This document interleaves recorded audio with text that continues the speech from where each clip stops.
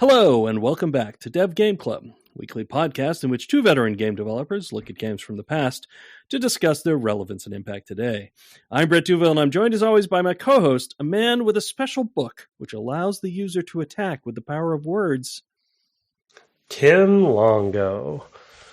And that book is a dictionary. Yes, What? One of the character types. I haven't found this. One of the jobs is that you have a dictionary. That is one of the things Which you job can is have that? in Final Fantasy Tactics. Now I'm going to look it up because I've already forgotten. So it's like not wizard. It's not priest. No, it's not wizard or priest. It might not be available to us yet. That's hilarious. Yeah, Their weapon is a dictionary. Is that what you're trying to say? They do things using the words that are in the dictionary. God, Final Fantasy is so crazy. I love it. Stuff. I love it, but yeah, I mean, just as a quick aside, while you're looking that up, like I think I took it out of the manual because it wasn't available to me yet. Is it? Let's see. It's like a sub job then, or something later where you. It's a job you can get later. Let's see. It's the. Where is it here? It's got to be like a scholar or something. Yeah, it's something like that, but I can't see it here. Because if you look on an item, it tells you all the different jobs that can use that item. It lists it. There are abbreviations, but you see the full list, and there's like 20 possible, or something like 15 or 20. Now, I must have taken it from the game because I don't see it actually in the manual. Well, what I was going to say in relation to this topic while you're doing that, as I'm playing Final Fantasy VI again, and not playing with the typical characters anymore, it is just so delightful how there's sort of like this underpinning that I'm assuming the early games sort of started, 6 being, I guess the last 16-bit one of them, where you could just see them experimenting with so many different jobs and how each character, like Gao as an example, or, because I guess somebody said on air that like blue mages eventually, which I don't remember from Final Fantasy IX, but blue mages steal abilities from enemies as well. Oh, uh-huh. So it's sort of like these early almost prototypes, or proof of concepts for these concepts that become evergreen in the franchise in these early games. It's really cool. And I can see, you've talked about Final Fantasy XII, and that relates to Final Fantasy Tactics, which we are playing now, by the way, for those who are wondering what the hell we're talking about. We're talking about Final Fantasy Tactics while Brett is looking that up. Yep. But I literally can't find it, so I have no idea where I pulled it. Oh, here it is. It is, the calculator can use the dictionary, so I wonder if the in-game... Yeah, the job is called calculator. Yes, that's the warrior who selects his targets by numerical calculations, who can kill everybody who's that's amazing. 5th level. It could also be the oracle, who also use a dictionary. So yeah, those are can use a dictionary. They don't have to, right? They have other things they can use. They can use the oracle can use a staff, rod, dictionary, or stick. Whereas the calculator can only use a dictionary or stick. So stick. Well, just to finish my point about you're typically not going to be going into combat with the calculator. Their job is to stay in the back and cast just crazy killer spells. It's like, all things that have a multiple of 3 take, half damage, take, 50% of their hit points as damage and stuff like that. Yeah. That's wild. Yeah. Well, it's so in the spirit of Final Fantasy VI, with the experimentation of each of the characters being so different and having unique ways that they approach things. And then I was going to ask you, as a way to pull it back to Final Fantasy Tactics, but also connected to Final Fantasy XII, the job matrix stuff, like you've always talked about 12, and the fans have talked about 12, and sort of its unique combat, but also I guess it's party construction or something. Mm-hmm. And now that I'm digging deeper into this game and seeing this sort of matrix of all the different options and permutations and multiclassing and combinations and stuff, does 12 bring some of that forward, where you basically can kind of create your own classes or something? Well, Sort of. What it does is the thing that I really love about it. I mean, there is customization that you can do. I think there's some kind of grid where you can sort of choose your abilities. They all have these weird ways where it's like you level up and you make these choices of like, what thing is going to happen next for your character. And, typically you're getting a lot of those so that, for the one character, it's kind of like you're filling out quite a lot of their grid, whatever the representation of their abilities is. But the thing that I really love about 12 is that all of the friendly AIs are basically programmable. So you can automate what they do. So they'll have and you buy or find these abilities or unlock them on this grid, whatever the representation is. You unlock them in, through the interface for that, which, is the sort of thing where it's like, as you progress, you have, you could go deeper or wider, whatever. It's like a collectible almost. Yeah. But it's gameplay. But the thing that you'll do is put on the character, it's a decision tree effectively of okay, first I'll see if anybody is lower than 20% health. And if so, I'll cast Curaga on them, or whatever. So you end up with, so what I love about it is basically I'm programming. So it's friends. A program. Yeah. So what you're saying is programmers love Final Fantasy 12. Okay. They should. It's one thing I've actually always thought would be really great to have as a mechanism for programming AIs in games. It's just very data driven, so that why not just program the enemies that way? Here's your decision tree, and it's a really clear interface. It's very obvious what's going to happen. And we don't typically do that because I don't really know why, but we should do things like that more often. Anyway. Yeah. It's just very approachable. It's meant to be for a mass market, right? A Final Fantasy game, right? And, yeah. It's well, if it's that understandable by a large number of players, then it's the perfect thing to do. Of course, it won't take a branch that it can't do and things like that, right? If you don't have enough, magic points to, cast the spell, right? There's a lot of kind of built-in, automated, understanding of what the stuff means. But yeah, it's unlike it's easy to add to as well. Yeah, exactly. Easy to make a bug. Exactly. By not connecting the right. Blueprints for anybody listening are scripting language for Unreal, a visual scripting language. Very powerful, but also, it's very possible to make bugs. You can definitely make a calculator that doesn't have a dictionary. That's right. What would you do? In Blueprints. He'd be stuck with a stick. Yeah, he's got a bow. And why does that calculator have a bow? Oh, that's an A bug. Oh, yep. Gotta fix it. Gotta fix it in the blueprint. So anyway, it's we are back to tactics. We've had different strategies for pursuing the game thus far. I've been grinding mostly to refamiliarize myself with the game, and also I've been missing things. I was like, I got to this battle and it's really hard. I guess I'll just grind because I'm a JRPG player from way back. It's just I can't get past something. I'll just go grind. It's also what I do. It's what I did in Dark Souls. It's I'll just be level 100 billion, and I'll just keep adding to my whatever I can add to at that point. We play so differently. Yeah. That's so funny. That Dark Souls example is really such a distillation of the differences. Yeah. I'm I find something. I'm I'm going to build specifically so that I can use this weapon. And then I'll get it to where I can actually use that weapon well, and I'll be I don't like this weapon. I'm going to try this other weapon. And I'll build just over hours, of I'll find the places where the grinding is good, and I'll just grind and grind and grind. And, there's no time pressure. I'll just stick with the one. I know, the butternut. I don't build to the... I mean, some of that is time, I think, too. I do feel like I missed out on aspects of the game because I did focus too much, but I was I don't have the time. But I think to your point on the grinding, it's it is very interesting in this game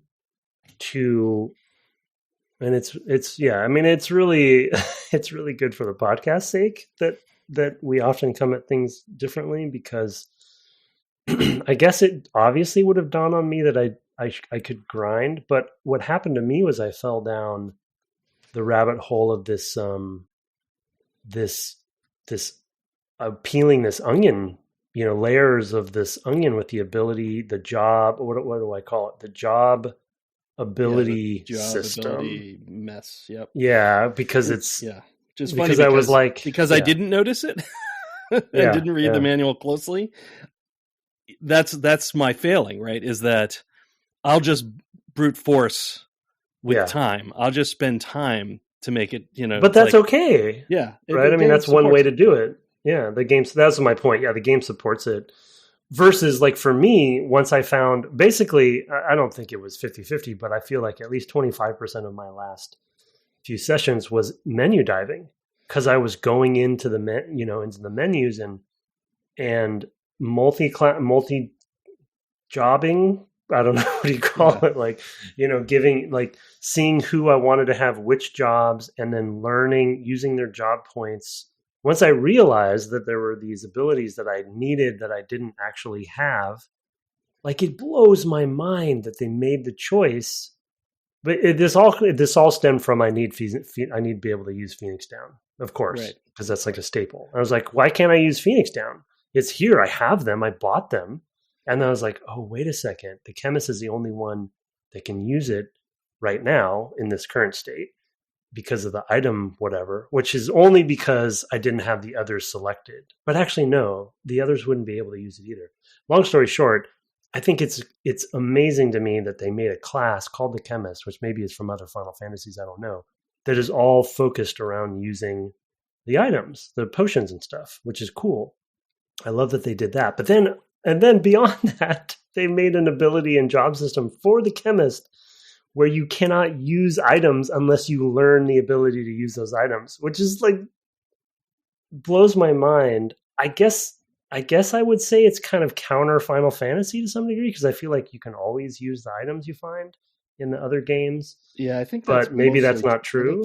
I think that's true, actually, from the JRPGs. I think you just need to have them, depending on the game, either in the party inventory. I think there are some games where each character has access to things, and now I'm like, I'm not exhaustively going to represent this, because I know I'm probably confusing it with something else, honestly, because my memory is not great for these kinds of systems, especially the further back my play of the game goes. But I do feel like sometimes things are not available to certain characters to some degree. But I mean, to your general point that most of the time, yeah.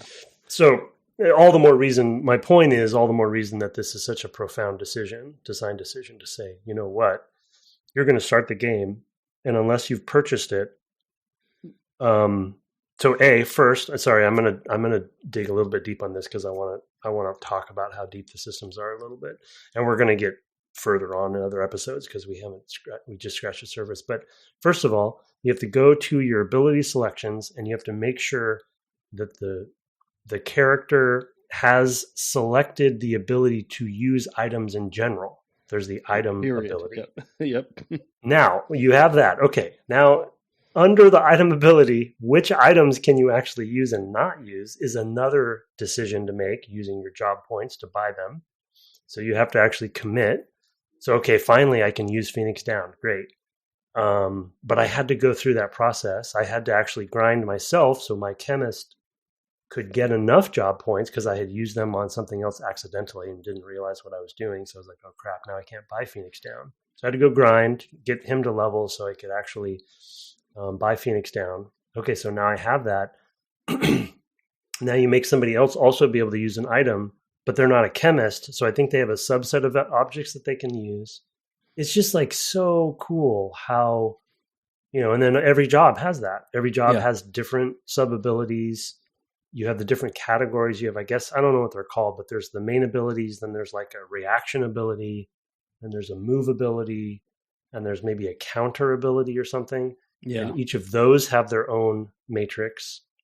And then characters can be multiple jobs at once and multiclass. So it's like, I can see why people, especially like I gave the example of an old colleague of ours, Chris Hockabout, who is a very meticulous thinker and loves this kind of stuff. Now I'm like, oh, I get it. Yeah. I mean, this was Andrew's game too, Andrew. Oh, totally. Yes. Yeah. Oh, Andrew Crimsey's another colleague of ours. It was his copy that I borrowed. which I can't find. So I must have returned to him because I really wanted to go and look at the save because now I'm really curious. Like, did I just brute force my way through that whole game the first time I played it? Did I miss like you just ground this critical thing? It's very possible that I did. I mean, it's not clear. It's very unclear. Yeah, happened into it. Yeah, and I have my chemist has Phoenix down, so I feel like I must have done this, but I think I just went in and literally just put it in his list, like, oh well, he should have that. But as you pointed out in pre-show, I probably quote unquote learned it and spent some job points and did not realize really that's what I was doing, that I was spending a resource that I built up, because I had tons of this stuff, and all my characters are like level 5 or 6 or something like that of the main group that I use, and I've multi-classed one out to be an archer, and I'm thinking about I was going to grind some more and like multi-class one into priest and things like that, or switch jobs into priest and maybe get a monk going, and I wanted to like level a bunch of characters who are not kind of the ones I use most of the time, mostly so that I have options later, so that I can, like, after I fail a battle, I can just like, oh, what I really needed there was, a character that could move really fast, or, or I needed a lancer or something like that. These kinds of games. Yeah. That's a good idea. Yeah. That's interesting. I mean, so because the way it's definitely not super clear, because to your point about like choosing Phoenix down without realizing what you're doing, the way the interface is, like Phoenix down, if you have the points to spend, will just be available and everything else is grayed out. So you might have thought, oh, right. Phoenix down, they're right there. It's bold. Let me just add that in. I'm just going to go click on it, and that basically you bought it. Yeah. So it's super fascinating. I mean, just to the simple fact that, because my point about choosing item as an ability, I lost a lot of battles, let's just say, because I did. But when I had a minor revelation of like, wait a second, if I feel like I need more healing, I could technically allow every character to be able to use items by just selecting ability. And I didn't end up doing everybody, but most of my characters can use items now. And that was something that was my choice. I was just like, you know what? I want to be able to have anybody use potion. So I'm going to spec that way. And that's just amazing that I can do that. Yeah, no, it's really great. I mean, my approach has been instead just to have Woody, my my chemist in the back, just always ready, and just Woody is the name of the character. The procedural name. The procedural name. Yes. Okay, I was like, what is happening? I did not name him Woody. And it's also possible that he had that friend ability. Exactly. I don't have a buzz, sadly. But I totally would. I would rename Ramza to Hamza if I had known I would. But yeah, I mean, it's also possible that he had that ability to start if they are procedurally, if that starting part, you don't have a Woody, right? That's so, true. It's possible I just was given that and didn't realize I was given that, and so there's a lot going on here, and I'm definitely going to have to dive down into these menus a lot more. I sort of cursorily went through the book, but I kind of, by the time I got to like the menus, I'm like, yeah, I kind of got all of that. It was like, there's so many pages before you got to this, like the real nitty gritty of what the formation menu that I was like, I got to get back to playing. I'm never going to, I need to grind so I can get through this hard battle. So, I'm going to have to I'll definitely take a different approach. It totally makes sense now what I was seeing, and that I was going back and forth between, the whatever planes, Megalia planes or something like that. And the, you were really grinding. This week just going back and forth. Just those two. Yep. Oh, wow. That's amazing. Yep. I mean, keep in mind that I played Kingdom Hearts on the difficult hard setting or whatever, and for 2 hours just did the mini game at the beginning where you can gain 1 or 2 XP. Jesus, that's something else. Yeah, that's right. That's right. So I will grind. You are a diamond in the rough for these sorts of games. I actually, I mean, I did some of the tutorial, like the menu based tutorial, which are completely boring. And that's why I stopped. But and I haven't looked at the manual yet. But I have to say I've been really enjoying the discovery of how things work. You know, even though I could obviously save myself time and angst by reading the manual, but it's been fun to kind of discover some of this stuff. Even like the select button, which I discovered is basically like a help button on any menu item. Which is like, oh, great. Okay, I should go around and always make sure I'm pressing that so I can see what they tell you about it. So that's helped a lot too. But you know, I think the one anxiety I have over the game still, and I I don't feel this as much with Final Fantasy VI right now. It's interesting that I have the comparison because I'm playing both at the same time right now. But and I've obviously I know of Final Fantasy VI from playing it before, but I think this is unfair, but I feel that Final Fantasy or JRPG noob feeling with this game where there's certain terms and maybe assumptions that I feel like people coming in who, because this came out the same year as 7, I think, right? Or around the same time. Yeah. So I feel like if you're like a fan and you love these games, you're going to come in and have a lot easier time like with terms and what things do, and even enemies. Like I saw a bomb, which I just know what a bomb is because I was grinding Gao in Final Fantasy VI, right? Right. And I think the abilities actually are very similar. So, you know, it's just that whole thing of like, you know, certain things just by being a Final Fantasy player that you don't have to learn coming to play this game, which is fairly complex and fairly hard, in my opinion. But I also have the learning curve of like, what does this do again? What is this? You know, like, what does an eye drop do? Why do I need to care about an eye drop? Do I need to care about an eye drop? Yeah. I don't really want to. I mean, some are obvious, but some are not. And of course, like the progression of what the spells do. You know, one of the things we were, you know, talking about the jobs and the abilities and everything is they've actually taken all that item stuff and made that very similar to, you know, how you would acquire spells or how you might acquire spells in some of the other games, right? So it's like, oh, I've decided I'm going to add this one rather than that one. I can afford this spell when I go to town, you know, and that was another way to go, was like, you know, you grind the game for gil, for money, right? And then you decide to spend that money on an upgrade of a particular type, which is, you know, typically a spell or something like that. It might be armor or whatever, which they also have here. You know, here your class determines, you know, what of those things you can wear. It's really funny. I changed Ramza to be a knight, and it's like, oh, suddenly he's not wearing anything.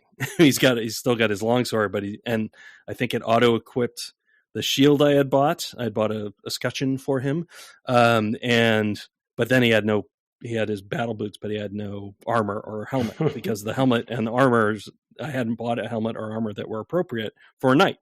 So he just didn't have anything. So I had to go to a town, you know, and buy one of those things so that he could put it on.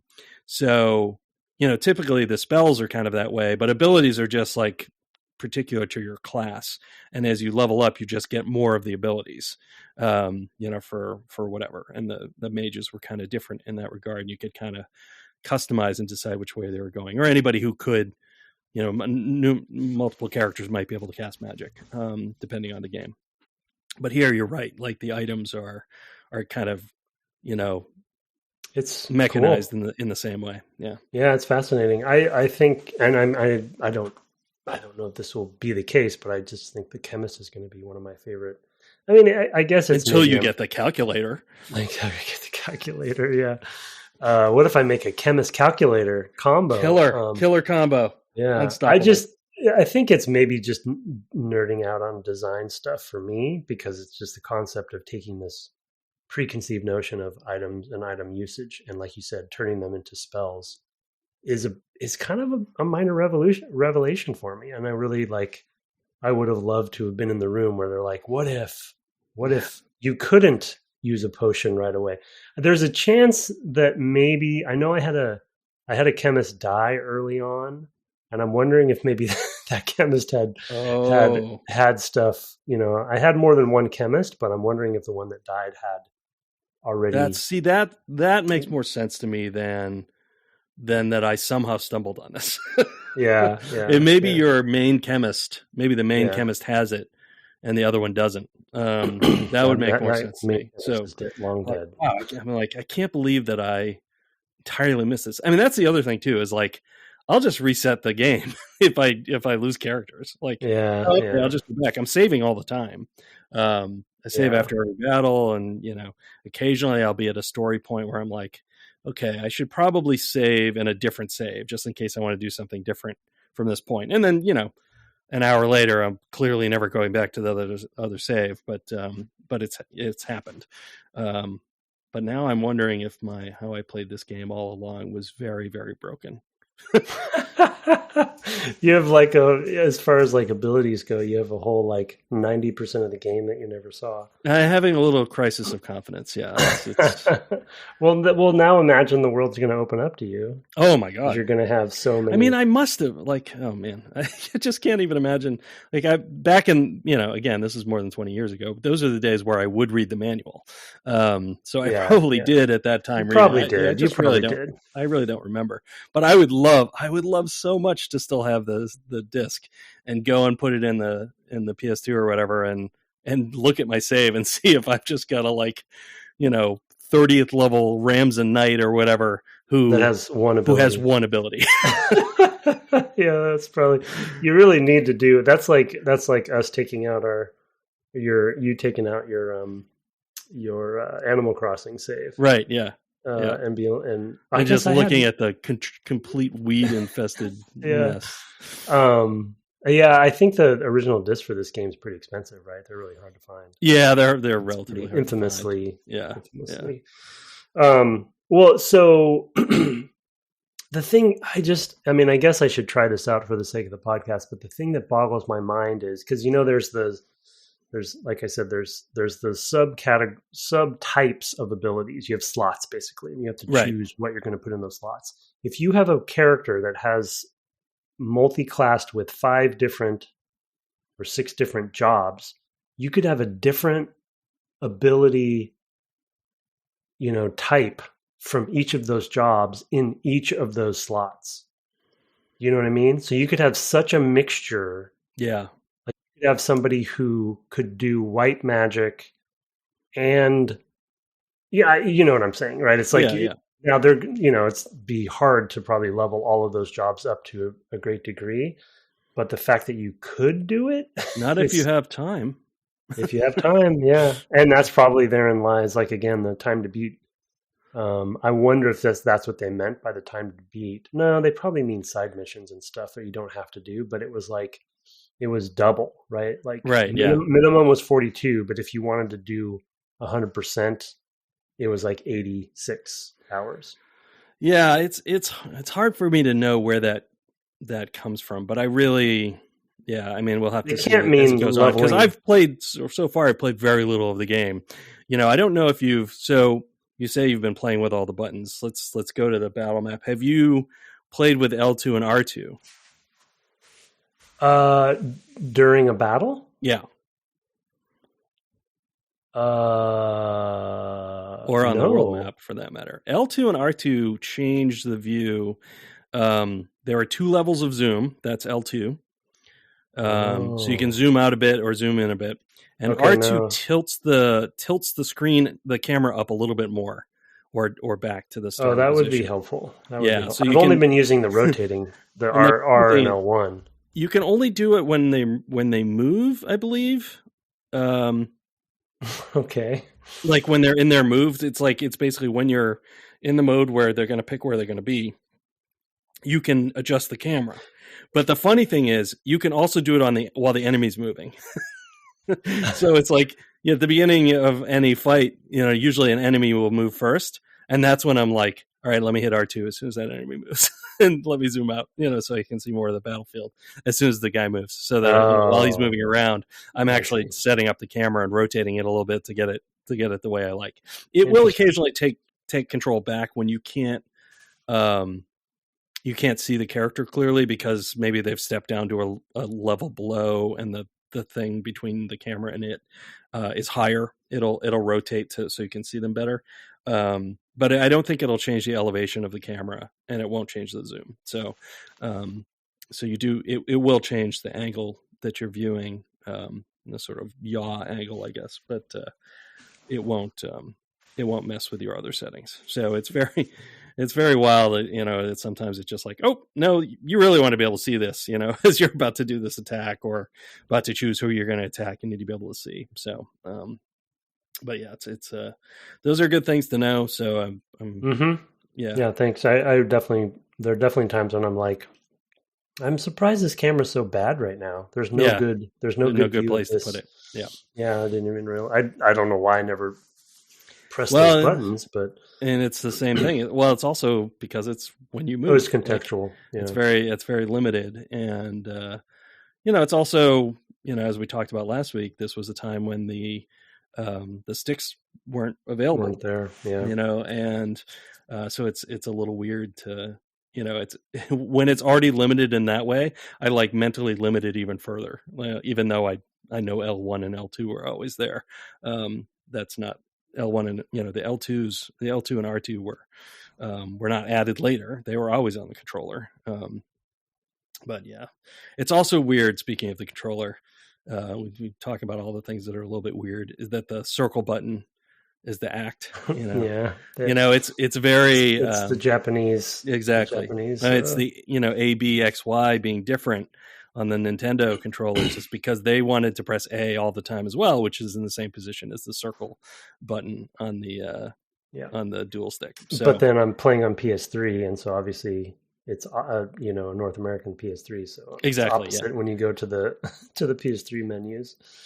So right, exactly. I do it all the time. Yeah, I want to shut it down, and I accidentally hit the circle, and I'm like, oh, dang it. Yep, same thing. I'm also playing PS5 games at the time at the moment, so I'm doing the same things there, where it takes me a while to reorient. Like, I just backed out of the map, and I didn't want to do that. I wanted to focus in. What am I doing? what button do I use? And get a little lost. So, brain breaking. Yeah. Yep. But the circle X is the worst. And here, while we're talking about things that are a little bit weird, have you noticed anything about the characters' faces that disturbs you? You mean in the pixel portraits? Art? Yeah. The portraits. Oh yeah, they don't have noses. No noses. So I was gonna I put that in my notes for the first episode, and then we didn't get to it. But so character design, visual character design, artistic character design is always a big deal for Final Fantasy games, right? Like they always put their character designer front and center. It's really important, which is good. I mean, it's an important part of Metal Gear does the same thing. Yeah. Now my memory, because you and Andrew and I played some of Crystal Chronicles. So there's a certain like, I don't know, this is speaking from a complete noob, as we all know. There's like categories of visual design for Final Fantasy. That's what I mean? Like there's, because 9 falls into sort of a certain camp, right? And then you have 7 and 8, I guess, and 12 and those sorts. And maybe that's just kind of all the modern ones. And then there's Crystal Chronicles and this. I feel like the character design, and that's only because that's my experience. I'm sure there's others where this no nose thing. And just like the aesthetics of the characters are falling within a certain style, just like Disney has multiple sub-styles in their animation. And so when I saw it, it's definitely, I made a note of it, and it was weird that they don't have noses. But to me also, I was like, oh, it's that style. It's like this certain, even the way their faces structurally is like this. Probably this one character designer was the one that came up with it. You want to ask why the long face every time you see one of them, especially like one of the bartenders or something. You're just like, oh my God, look at the length of that face.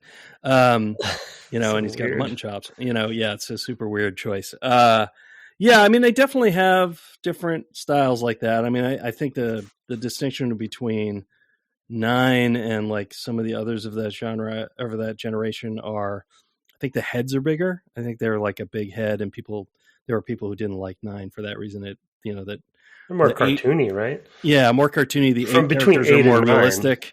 Yeah, exactly. And the eight characters are sort of heroically proportioned, and the 9 characters are sort of like anime proportions. There's just like a different aesthetic there for sure. And with the Crystal Chronicles was weird because of course that was on the GameCube. It was a different camera, and like it was a weird feel, and it had to support multiplayer, right? And so there was also some constraints. I'm sure I don't remember that too well. We only played it a handful of times, and mostly we yelled at each other to move the cup. It was no fun to be the person being the chalice bearer, I have to say. Weirdest. That game is weird. Yep, it is weird. I still have it here. And I don't think anybody has the Game Boy Advances to actually all team up and play it. So I'd have to play it solo, which is just no fun at all. I still have my Game Boy Advance. Oh, okay. Well, I'll bring it next time. Do I have the cable, though? That's yeah, there you go. I do, but, not everybody will. Anyway, let's get back on track. Yeah, that was one of my other gripes. No noses. Yep, no noses. So strange. Yeah. I will say, kind of as a segue from the art stuff, and I put it down in a couple different notes, but a general category, and some of this is also coming off of my time with Final Fantasy VI, that the pixel art and animations for the characters is top-notch as usual. Yep. Like there's that one scene where they're at the dinner table in a castle, if you remember, pretty early on, and they're like talking, the father's talking to the sons, and Rams is there and all that stuff. But it's like, and then there's also this scene right after that at this fountain kind of area outside. It looked like a battle map, but it was just for story. Right. They're meeting a couple of young women. Yeah. And then Zalbag comes by and is like telling them about how somebody's been kidnapped, basically advancing the story. Somebody's been kidnapped, the emissary or something has been kidnapped east of the Marquis, that's right, has been kidnapped at such and such a place, and then he finishes off by saying, guarding a castle is boring work, don't you think? Kind of coyly, like, oh, it's so boring to just stick around here and guard. I just told you about this other thing that's going on. Of course, that's where you're supposed to go next. And it's very, those sorts of things are really good at developing the character, of that character specifically, but just of the game generally, of like, oh, this is a game with intrigue. You're starting to see that come in. I'm starting to see that come in. It's very with the death core and it's political, and the setting, also how they feel. Yeah. Well, it feels like, I don't know, were we talking about the War of Roses or the War of something? Yeah. I bungled that, but before, and we'll do it again. But just the I don't know, Shakespearean kind of feel of it, right? Of just like different factions, different politics, the medieval feel of it, or whatever era is the most appropriate, and the kind of the Catholic Church kind of influence, or what have you. Scotland, I feel like it's got a kind of a Scottish feel to it, and British Isle feel, but that fountain or that pool scene was, there was the hug that they had when they met that other group, and the pixel animation is amazing. I completely buy what is happening there. It didn't look bad. It wasn't confusing. That's having two pixel characters come together and hug with that number of pixels is not easy. And then at the end of that scene, I know I'm getting super in the weeds, but at the end of that scene, Alma, who is the person in the very first scene, right? Who was taken, I believe. Yes, I think you're right. There's like wind sound effects come up. And her dress moves. And then her dress starts blowing, and there's just this one moment, and she just says Rams's name, and it's just like, wow, this is they did a lot with this scene. Yeah. And then there's no battle. You just leave, and there's like, are you going to come back? If you never come back to that scene and have a battle on it, I will be surprised. But if they don't, then major kudos to them. Yeah, I don't think you do. So they built that scene just for that cinematic.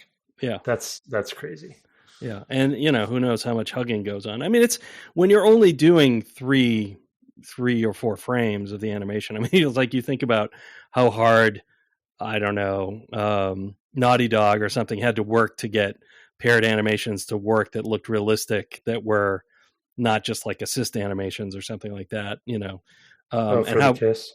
Yeah. Or for anything. Yeah. For a kiss, but also for, anything like that, embraces and things like that, the amount of work that has to go into it. It's because the level of abstraction is where it is, that you can, because it's so relatively abstract, these characters that are 16 or 24 pixels high or whatever they are, 32, something along those lines, that you're going to do 4 frames of animation and you're just going to draw, you're going to split that up however you want to make it work. And we're going to kind of fill in everything else, right? We're just going to see this, these slides of it. You don't have to see the tweens, There's just so much bad out there, though. I mean, I agree with you that there's not as many frames, but to do that well. And again, I don't mean to keep bringing Final Fantasy VI in there, but there's a lot of emotional scenes in that game too, where they only do have 4 frames or whatever, but you buy it and you. Usually I feel like with pixel art games that I don't buy, I usually don't really read what they want me, what they're trying to communicate. But like these games are working at such a high level that, they're just crass people at the, at their top of their game, and they know how to communicate basically. Yeah. Something was really lost with that, when we all moved to 3D. I think, we for sure, there were people who really understood, pixel management as an artist, called it once, really knew about, and that was back at LucasArts. Somebody said that to me about really, understanding how to use your pixels, and, you can see tricks in those as well that are, that scene in particular, like the fountain, is just using, it's using a rotating palette to progress the animation. Those aren't like separate sprites or anything. It's one sprite where they change the palette to make the, to make the water look like it's moving, right? So they don't actually have to do, multiple sprites, which is, more memory. The palettes are pretty small, right? If you've got an index of like, I don't know, 4 colors or whatever that is, then, having 4 colors is really easy. And just swapping out the colors rather than a, whatever, 16 by 16 image or whatever the tile size happens to be, 32 by 32, whatever it is, and those are those tricks that we don't use anymore. There's no reason to use them. They were even used in things like, Doom, I believe, right? I think in some of those, levels that are in hell or whatever, where the walls seem to pulse, I think it's also doing something like that. It's not multiple textures. It's literally just like rotating through the palettes or swapping the palettes out. It's a lot, all that's kind of a lost art, to do it this well, that's just not a thing people do anymore. That's a shame. Well, then, I mean, it's not that no one does it. It's just that it's not kind of the mainstream. And I think, and again, I think indie games have taken up the mantle, and you look like a game like Dead Cells or something like that have, I hope and assume that have been inspired by playing these games as a kid. You see this really, really. Yeah, or Stardew Valley, or Celeste. I haven't played Celeste. Seen some of that stuff. Is pretty good, but so yeah. I mean, it's just, again, if we're talking about impacts that these games have had on, especially our current day, you can see some of these games really inspiring kids of the time to work at the same level of greatness, in the games that they make today. Yeah. Yeah, absolutely. And there's comparatively little tactics games, I mean, again, it's probably a niche that I just don't see very much. I know I went and looked, and there are, in fact, I believe 7 Disgaea games, and I got the first one because I'm like, well, now I gotta go back and check that one out. So I will do that, and I'll have my brain break a little bit more because I'll be playing 3 games at once. Yeah, that's going to be it's not going to work. Yeah. I remember forget things. Advance Wars was one that I really enjoyed. Oh, sure. I guess would be in the similar vein. It makes me want to play that. I haven't played the Mario Rabbids ones, mainly because I don't like the rabbits and I don't want to play the rabbits. But I feel like the game is probably super polished, and in like a really, really polished, distilled down version of these sorts of games. So I'm sure I'd love it. Yeah. My favorite innovation of that game that I'm aware of, because I haven't played it either, is that they don't have percentages of how likely a thing is to be successful. They have 3 outcomes. Can't do it, 100% gonna do it, or might do it, which is 50-50. So they have randomness in one, but it's not, the calculations. But that going in. Exactly. Yeah. Well, and but in the XCOM, like, oh, this has an 85% chance of hitting. Right. That's and true. You look at that, and I can't reason about that. Like in an XCOM game, I like, so that's, how much that means I should spend 15% of my thought thinking about what I'm going to do if it fails. And it's like, well, at that point, I'm just going to play reactively because I can't possibly work through the probability matrix of a million things. But like, this might work or it might not. 50-50 is like very clear and readable to me. And like, okay, like I know either way is likely. So if I'm going to do this thing, I have to be okay with it failing because it's equally likely that it fails versus these other things. Anyway, that's the one thing I would say about that's their great innovation for me, knowing very little about the game other than that, and that there's rabbits. Well, that seems like a very Nintendo thing. We don't know whose side that decision was on, but you could totally see Nintendo coming to them and saying, you know what, this, find your strategy in other places or your tactics in other places rather than just percentages, and simplify it. Because you can do a lot with just the AI or the level design or whatever it is. You don't need to rely on just that math. It is frustrating in XCOM. Yeah. Huh. Fascinating. So, to bring it back to Final Fantasy Tactics. Yep. Like the times when I miss, when you attack something, it just says miss. 77% chance. Yeah, well, but does it give you percentages? I don't see it does when you do the attack. Yeah, there's you really want to make sure when you're doing potions and things like that you're going to hit. Where is that? It's in down where the portrait is of the person doing the action. Like there's a portrait on the left and the target on the right. Yeah. Right next to, I don't know if it's the character's name or whatever, but the top line, when you actually go to do the action before you do it, it shows the chance that it's going to succeed. Oh. What is that? Okay, that's helpful because I've definitely missed potions and I'm like, I don't know what I did wrong there. Sometimes told you it's line of sight. They're too far away. Well, I feel like the potions are 100% or 0% for me. So it's usually something's in the way, I believe. Yeah, there's some fail condition. Yeah, or maybe you're throwing it above you, in which case it wouldn't probably go as far. But yeah, usually it's like an enemy's in the way or something like that. Yeah, luckily they don't get it. Right, the obstruction definitely came in. I told you over text that one. I had thrown a stone at somebody, and there was a friendly in the path in the way. Yeah, I didn't realize that actually you could hit your friend. Yep. Or that obstruction like that was that big of a deal. But yeah, I hit the friendly in the back of the head and leveled up. Yeah. It was an amazing moment. Classic. Yeah. I think that character had also just healed that character. So I healed the character, then threw a rock at them to basically negate the heal and then leveled up. It was such a funny moment. Brilliant. Yeah. So brilliant tactics, sir. Yeah, General Longo. Very, very adept. So the percentages I didn't notice. So what in the heck is that number in the upper right corner that usually has a lowercase h after it? And I'm not sure what that's meant to represent, but it's basically counting down the turns. Turns? Yeah, what order?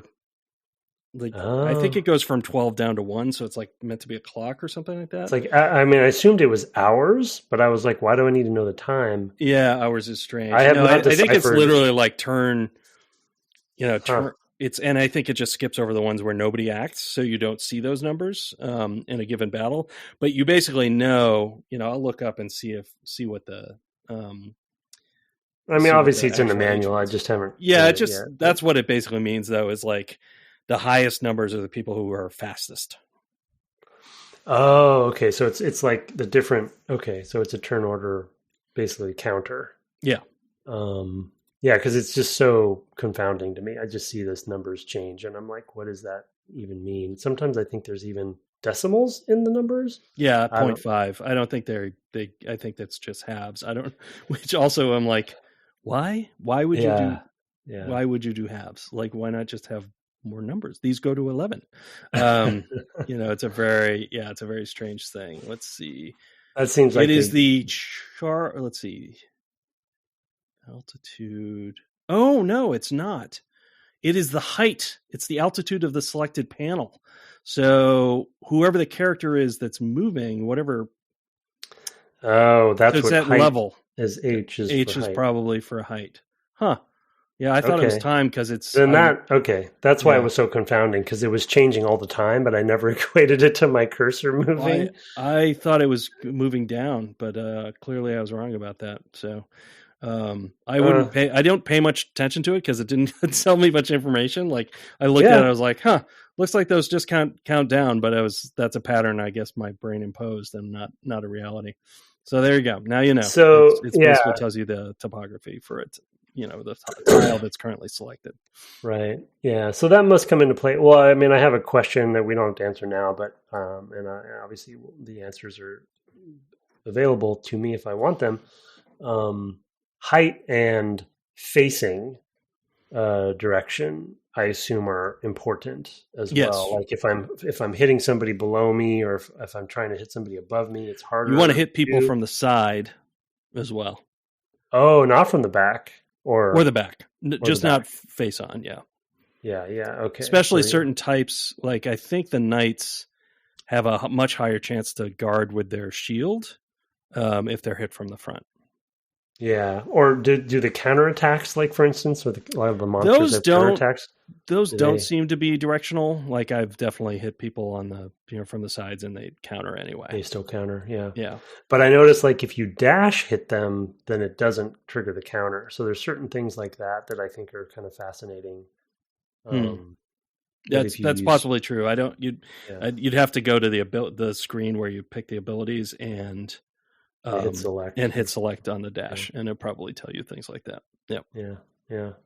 Yeah. I mean, it's quite a game. It's very, very deep, and I'm stating the obvious, but I definitely see. I mean, obviously, I feel like I say this every game we play, but you can see the magic. You can see where people's obsessions over a game. You can see the currency of it all. Yeah, I mean, I need to ask him about it too, because I'm sure he's gonna. Yeah, he's gonna tell you Lancers are where it's at. I'm sure he gotta use the jump. I'm sure he broke the game and figured out the way to solve it. But yeah, I mean, we talked about last episode. I really don't know how far I'm gonna. At this point, especially after the second episode, I'm really not sure how far I'm gonna get, because I get so distracted by all of the sort of min-maxing elements of it. Of course. So it's, as far as the story goes, it's going to I get distracted by the woods and the plains. So. Yeah, you're just going back and forth. Yeah. Well, to each of their own. Yeah. Well, let's turn quickly to an email. We have one this week, which is sent to devgameclub@gmail.com. I, of course, have sent it over to you, sir, to read, if you would do so. It's from Logan.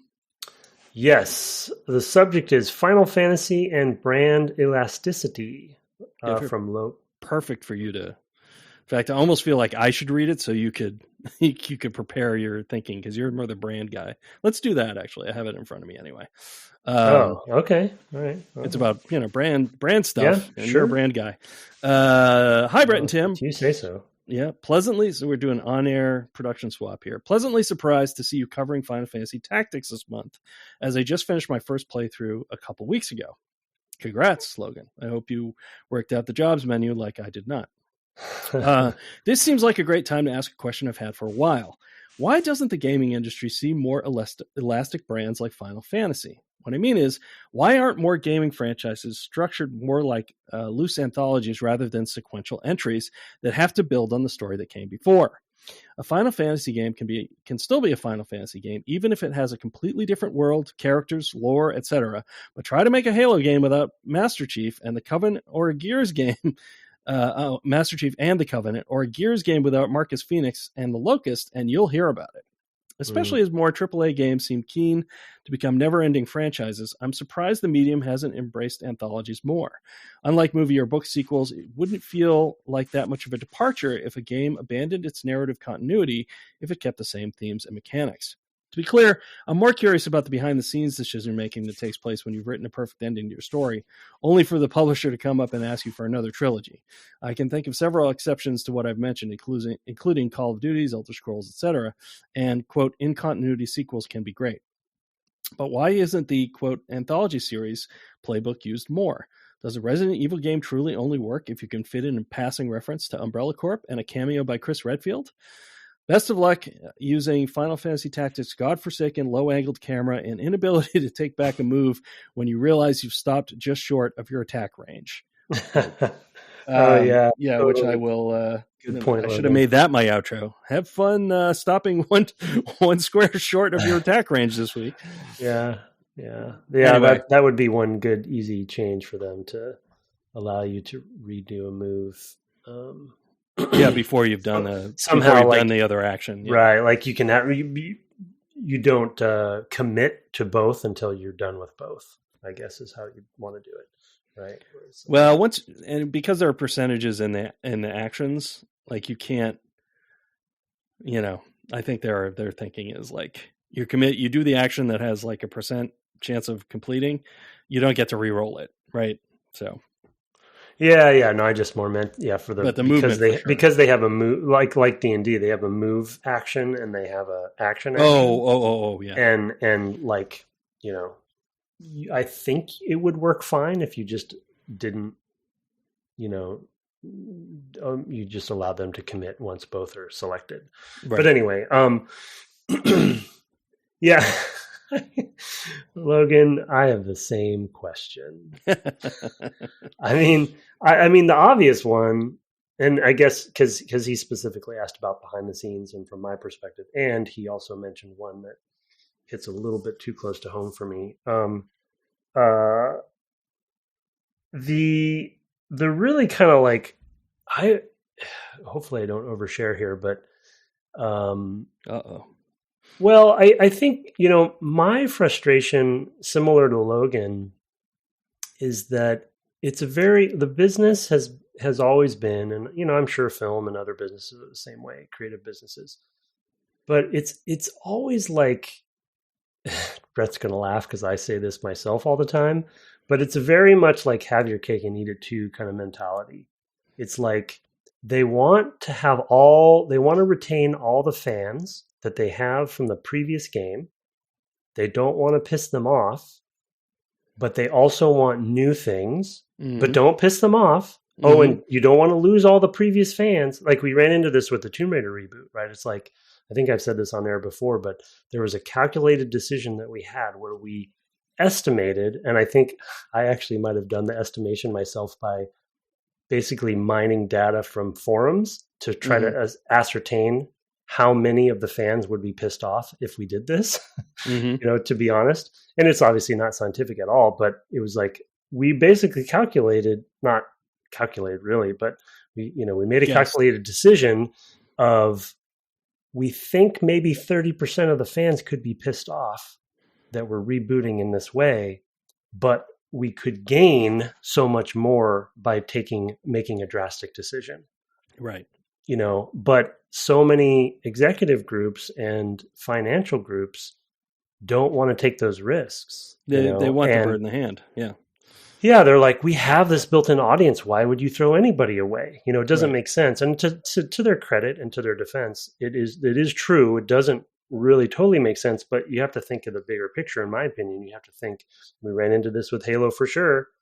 I still get mail and DMs about it, unfortunately. And you have to think of the bigger picture of like, what is the long-term longevity of a franchise and a brand if you want it to excel and grow and have new characters and build. Still have some of those old characters and those tried and true like Master Chief, but how do you expand and go beyond? So there's like threading that needle on that, but you can't always do both, and I think the for Final Fantasy, the obvious thing, which Logan probably already knows, and this isn't really a revelation, but from the beginning, they've never had, they've given themselves permission, and I really wonder if they thought this through at all or just happened into it. From the beginning, they've never had requirements. They have a few things like Sid is always someplace. Airships, Phoenix Down. I don't know. Yeah, certain items and magic and things like that. Yeah, for sure. Yeah. But they've given themselves permission and thus given the fans the flexibility to say, you know what, you don't know what the next one's going to be. The next one could be a road trip with 4 dudes. Yeah.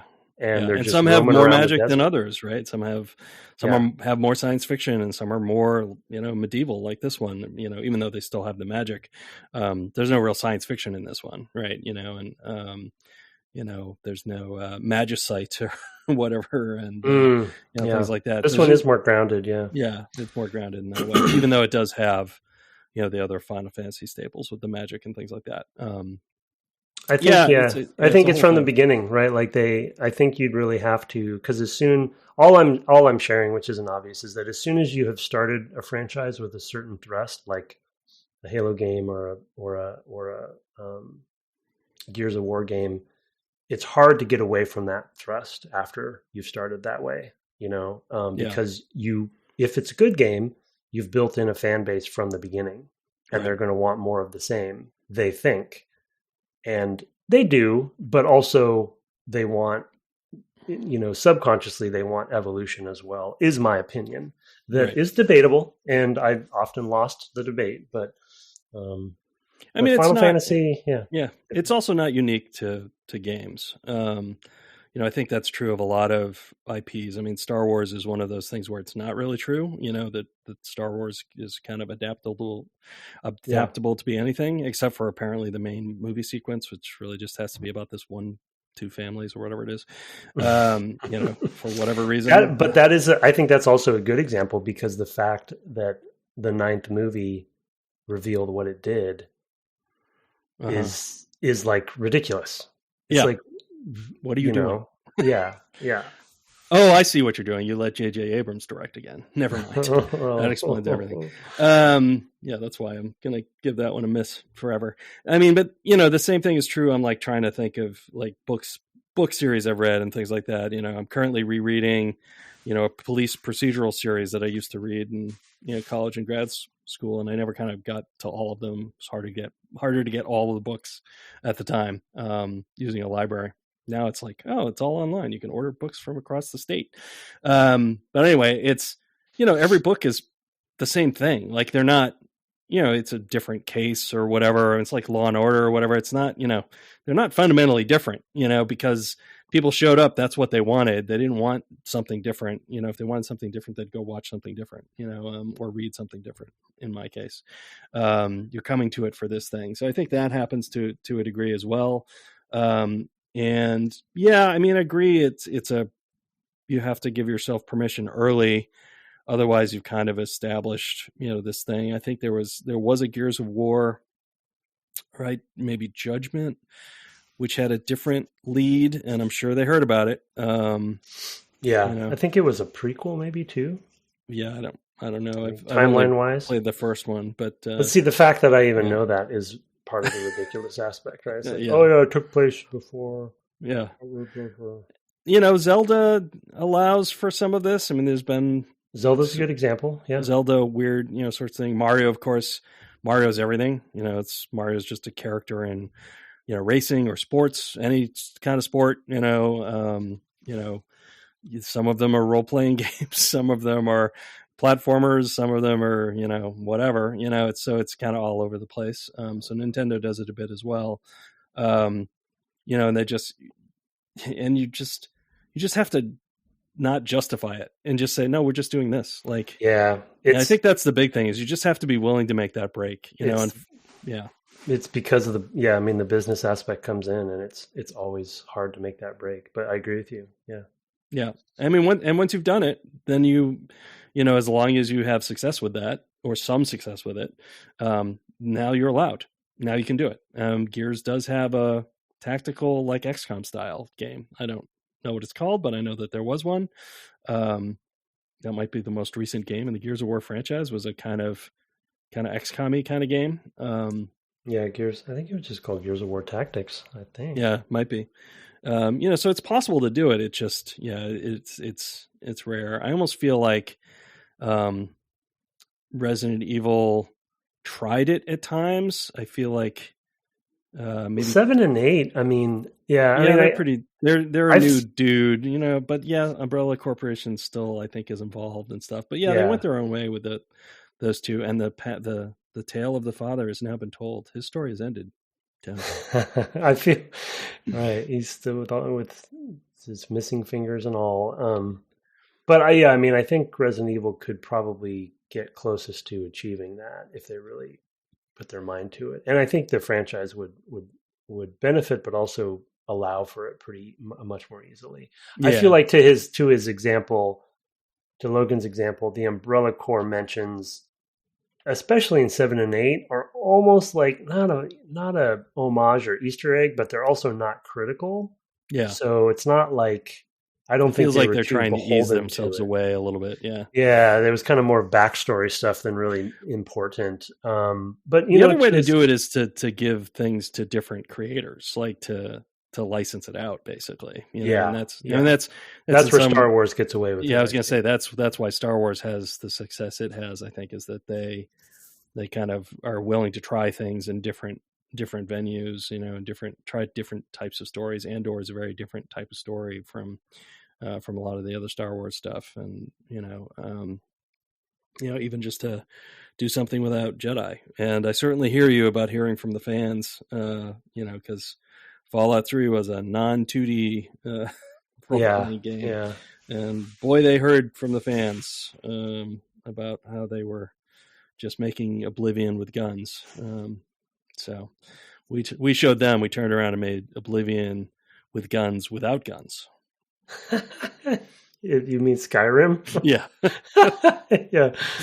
Wrap your head around that one. We just keep putting in and taking out the guns from Oblivion, to that point though, I was going to say that though I'm not, other than the Fallout games, I'm not, as you know, I'm not the biggest fan of the Elder Scrolls games. I do think that Bethesda's games have done a fairly good job at skirting this, right? It's like each one, I don't think you're just playing as your own avatar, basically, right? And it's just, and they're all characters, but they're all set in the same world, and there is a consistent timeline through them. But is it that important? Like, do it is to some people, Tim? Yeah, it is. The other clever thing that they've done is they're all on Tamriel. Each one is in different regions too, right? Different regions of Tamriel. Mm-hmm. Yeah. So no, and I know there's continuity and stuff, but I guess I'm just saying, like, unlike Halo or something, it's not like you're following this one character through this journey, and so. The Elder Scrolls franchise is more about the RPG of it all, right? Than it is about following a family of characters, And that's what I think they did try to depart at one point to be a little bit different from the rest of the series with Redguard. It's called Redguard. Yeah, Redguard was a good game. Yeah, I know, and also like reviled. It did not do well. Yeah, that's their problem. Yeah. That game's cool. I know. I'm not arguing. Like, I know that it has a good reputation amongst, a certain set, but the fans did not want Redguard. In fact, I think somebody got fired over Redguard. Oh, that's a bummer. Well, but it is a good example of maybe a failed later. What's that? He came back later. Oh, okay. Well, it is a good example of maybe a failed anthology then, because it was one thing I liked about it was in the world, but it was about a character rather than the RPG. So it was sort of like an offshoot. Yeah. I do like offshoots like that. But I do think, like, to the macro point, and you brought up Star Wars, if you take George's motivations and goals out of it for a second, because he was so focused on the mythology around the one couple families, and then JJ continued that. The brand overall, I think, is a really is a great masterclass in not allowing that one singular vision to dominate the brand. Because, and I actually I wouldn't probably give George or the single vision holders credit for this. I would give the brand management credit for this, because they have done such a good job at making Star Wars more about the universe than about specific people. So you can have the Mandalorian, you can have Andor, you can have all these different things happen, and it still feels like Star Wars, and it adds to Star Wars. But I don't feel offended that Luke isn't in it, and I think that is sort of the macro management of that. And Marvel, to some degree, has been doing that, though they've gotten themselves into a bit of a corner with the MCU being so canonical now. I think they're having trouble getting out of that corner, but so yeah, Star Wars is maybe a good hybrid masterclass. Yeah. Yep. But we could definitely use more of it in games. On the other hand, I don't know, new stuff is good too. So I don't know. I'm also fine with, the many one-offs that we have. If you're going to establish a franchise, if people know what they're going to get when they go to that franchise, the cost is high too, so you do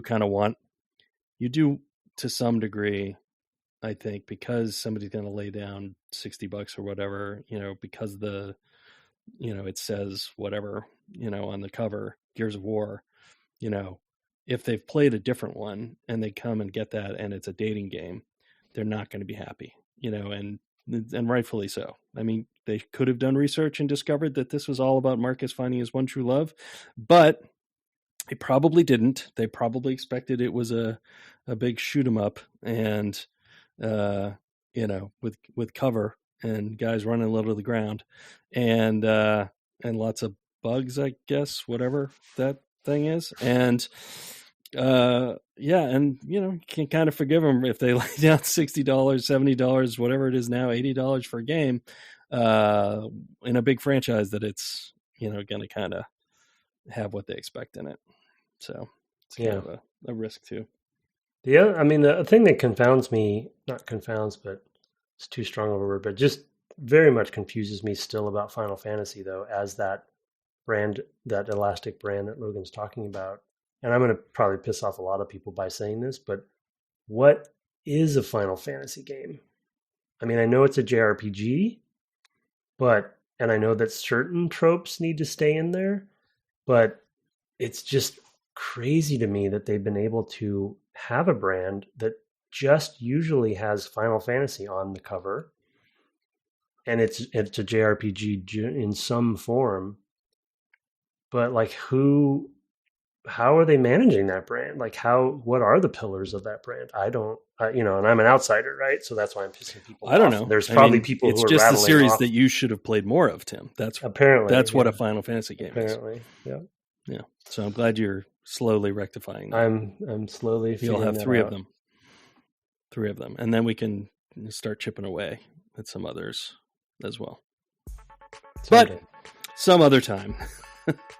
Well, thank you for that email, Logan. I hope that addressed it at all. We tried. Nope. Who knows? It's a hard question. It's a good one. It is a good one. More should do it. You can shoot us email at devgameclub@gmail.com like Logan did, or you can send us a review. Haven't had one in a minute. We always love them. We like to read them on the air. If you use something other than the Apple infrastructure to review us, please just let us know or shoot us via email so we can read it. We can be found on the web at devgameclub.com, on Twitter, Threads, and Instagram, all at devgameclub. My co-host is twitching at twitch.tv/ Tim Longo Jr. with the JR at the end. Where, as we know, he is playing Final Fantasy VI with a butter knife. Or something. We also have a fan... With a Moogle. With a Moogle, yes. With a Moogle, lots of Moogles. We are also on Discord. We have a fan-run Discord. You can check that out. There's a link in the show notes. Our intro and outro music was written and performed by Kirk Hamilton, commissioned by friend of the cast, Aaron Evers. And our logo, that Discord, our merch store, all by Mark Garcia, with some help from friends on occasion. Have fun living true to your heart this week. It's the Warrior's Way. And good night. Good night.